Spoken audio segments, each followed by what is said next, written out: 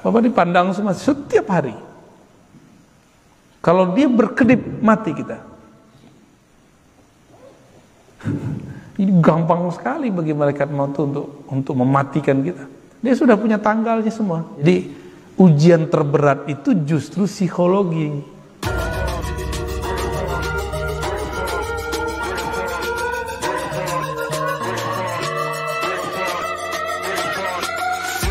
Ya, psikologi kita yang dihancurin. Jika dia kuat diuji sekarang 5, besok dia diuji 10, nanti dia melihat yang 5 itu biasa banget. Sabar itu mesti diuji. Maka ada indikator-indikator untuk mengujinya. Ada media-media ya untuk mengujinya. Nah, nanti ada indikator kesuksesannya ya. Apa aja medianya? Nah, dalam surah Al-Baqarah ayat 155, media-media untuk menguji kesabaran. Medianya bukan sosial media ya, perangkat-perangkat yang Allah siapkan untuk menguji kesabaran. Ayatnya kita sudah hafal semua barangkali. وَلَنَبْلُوَنَّكُمْ بِشَيْءٍ مِّنَ الْخَوْفِ وَالْجُوعِ وَنَقْصٍ مِّنَ الْأَمْوَالِ وَالْأَنفُسِ وَالثَّمَرَاتِ وَبَشِّرِ الصَّابِرِينَ. Jadi pembuktian benar kan nih orang sabar. Maka diberilah beberapa alat uji. Pertama, bisyai'in, kami akan nabluwannakum, sungguh kami akan uji kamu. Jadi ini Allah ngomong pakai sungguh. Sungguhnya 2 kali, ada lam dan nun. Wala nabluwannakum. Lam pertama menunjukkan sungguh, lalu nun di belakang menunjukkan kesungguhan. Berarti 2 kali. Sungguh benar kami akan menguji kamu dan selalu menguji kamu. Karena ini menggunakan kalimat dalam bahasa Arab disebut fi'lun mudhari', ya. Kata kerja yang aktif dan selalu berlaku. Sungguh kami akan selalu menguji kamu. Dengan apa? Bisyai'in. Syai'in itu dalam bahasa Arab sedikit saja. Bisyai'in minal khauf, sedikit saja dari khauf, rasa takut. Waktu pandemi ada rasa takut kan? Awal-awal pandemi kan Depok yang nomor 1 ya, bener. Depok yang kena, yang tutup kompleknya di daerah Kalimantan. Kita baru dari Kalimantan, Pak, malam tadi saya baru sampai. Yang tutup kompleks itu yang kena Depok, kan lucu. Ya itulah bisyai'in minal khauf. Nah, khauf ini disebarkan melalui berita-berita, kata-kata orang. Galak bener itu dulu ya. Kita ikut jaga-jaga dulu ya. Komplek kita paling ini, kalau komplek Pak RT Pengasinan aman nih Pak Fahmi. Ya santai-santai aja. Karena orangnya sudah dewasa ya. Tapi kalau di sini kan kompleknya newbie Pak ya. Komplek baru. Bisyai'in minal khauf. Nah, ini pelajaran ke depan kalau kita nggak usah terlalu over menanggapi salah satu yang menakutkan. Ya. Bisa jadi ke depan virusnya bentuknya ada lagi. Dan saya udah berkali-kali mengatakan ini WHO ngomong bahwa virus ini ada 6, padahal virusnya waktu itu baru 1. Loh, kok dia tahu? Berarti dia dan yang buat virus udah kontak-kontakan tuh ya. Lu punya virus berapa gitu. Ujung-ujungnya ya bisnis. Tapi nggak ada perasaan tuh orang, nggak ada sisi kemanusiaan itu. Dan ini yang disebut kerusakan jawra, zulma, kerusakan yang di muka bumi yang itu rata, nggak ada satu negara kecuali kena, nggak ada Pak negara yang aman, semuanya kena, minimal kena beritanya. Walju', lapar. Nah ini berat ini ya. Saya masih ingat waktu pandemi itu sudah memuncak. Puncaknya bukan di angka pandemi, tapi di dompet. Apa kata kawan saya? biarlah kami berperang dengan perut daripada berperang dengan virus. Virus biarin, tapi kalau mau perut kami nggak kuat. Akhirnya keluar dari itu, semua penjagaan menjadi ditabrak semua.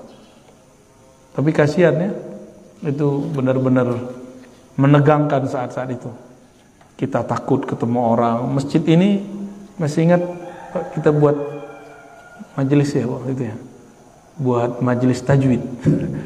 Saya sudah lama Pak nggak ngajar tajwid. Selama pandemi itu kita hidupkan masjid, waktu itu cuma berapa orang kita ngaji tajwid. Tapi belum beres saya udah kabur lagi. Maaf ya Pak ya. Nanti yang ngajar Ustadz Zain mana Ustadz Zain? Pulang kampung habis. Enggak, masih balik lagi. Alhamdulillah. Seharusnya beliau tuh yang ngajar tajwid itu. Masa kita semua yang ngajar, udah hadis kita yang ngajar, Quran kita ngajar, tajwid yang ngajar, tamak banget saya itu ya. Terpahala sama saya semua ntar. Wa naqsin minal amwal, ya. Dan kekurangan sedikit kurang, naqsin min. Nah, ini menunjukkan sedikit kurang dari harta. Selama pandemi, Masya Allah juga banyak orang yang tadinya gajinya wow ya, mobilnya wow, perumahannya wow, tapi semuanya kredit. Gaji hampir 100 juta, ada yang lebih. Pandemi tiba-tiba menjadi nganggur, jobless. Itu rumah belum selesai, rumahnya gede. Jadi nggak kayak rumah kita, Pak. Rumah kita kan kecil nih, sini standar lah ya. Mobilnya Masya Allah.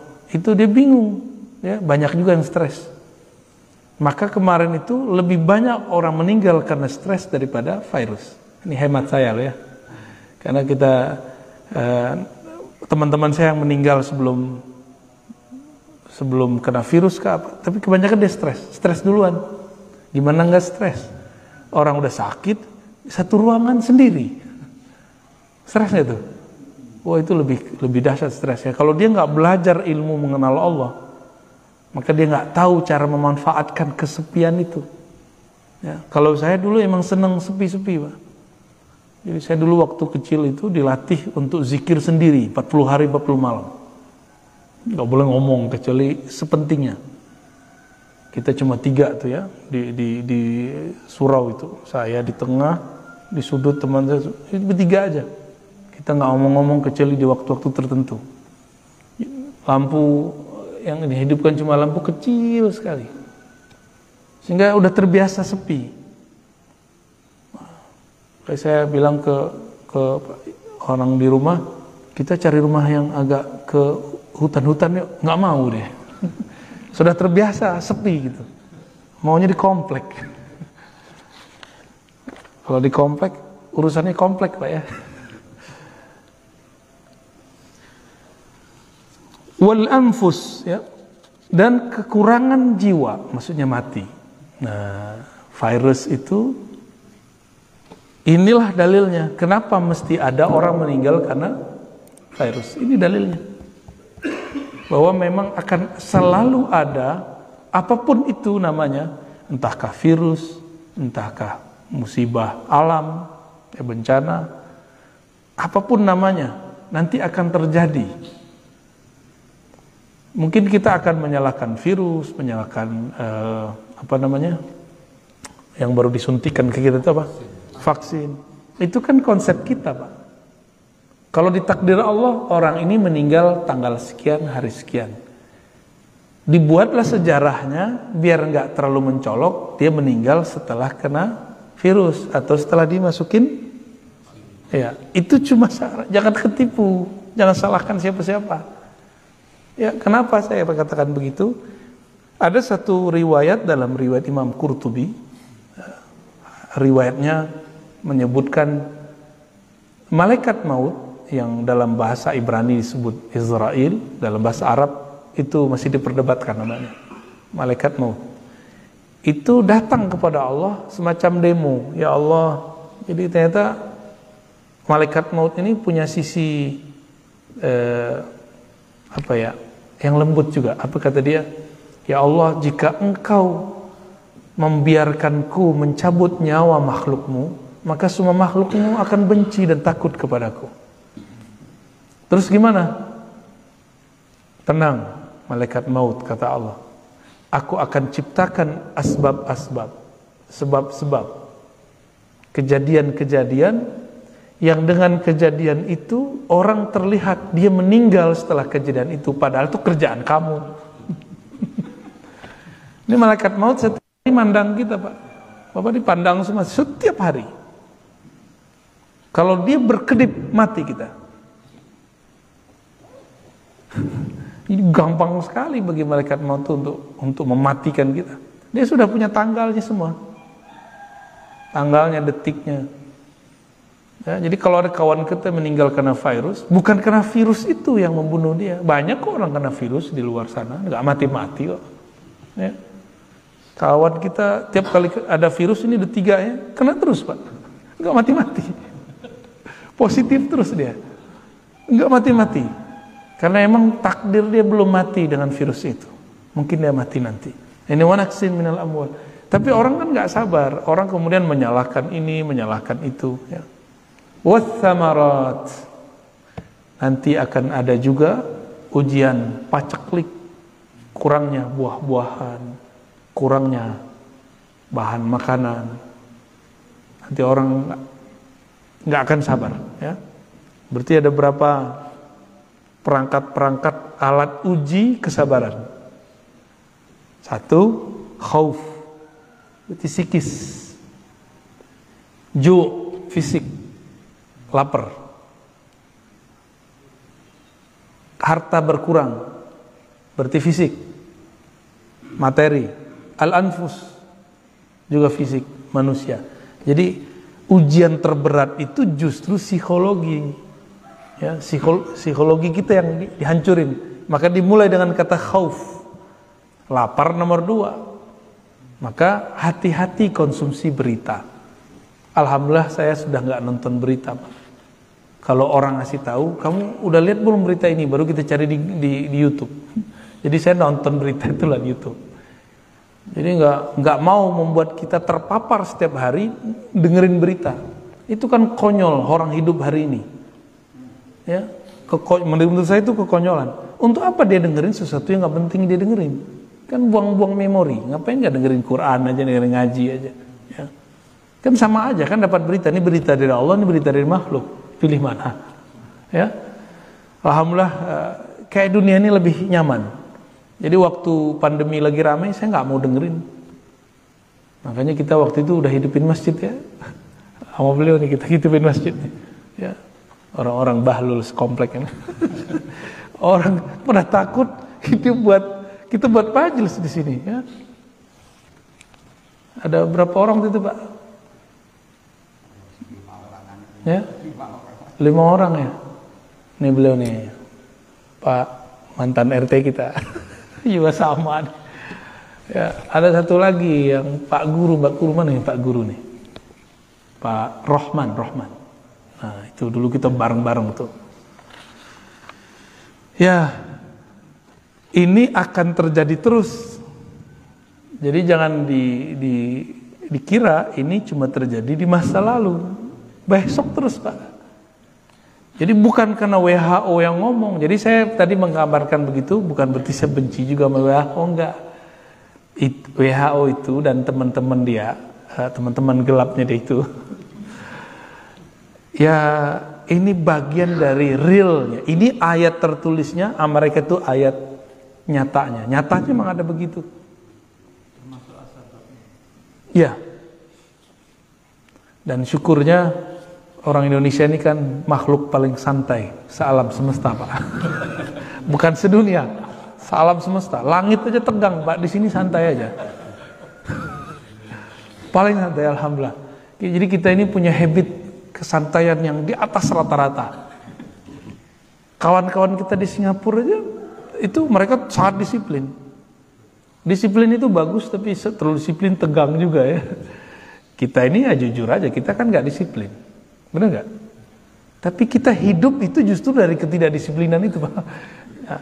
Maka mohon maaf, saya tidak suka membandingkan negara kita dengan negara jiran, dengan negara Amerika, Prancis, Jerman. Saya nggak suka. Kemajuan kita justru dalam kesantaian itu. Jadi jangan kemudian mengatakan, oh Indonesia ini begini ya. Ya, kamu nggak tahu, inilah power of Indonesia, Indonesian, ya Indonesian power lah ya, al-quwah, al-Indonesia. Kekuatan orang Indonesia itu di santainya. Bapak coba lihat orang Indonesia jalan. Lihat orang jiran jalan, beda Pak kita jalannya. Benar nggak? Maka sekarang muncullah istilah kaum rebahan. Waduh, Masya Allah, itu kan bahasa lain dari kesantaian.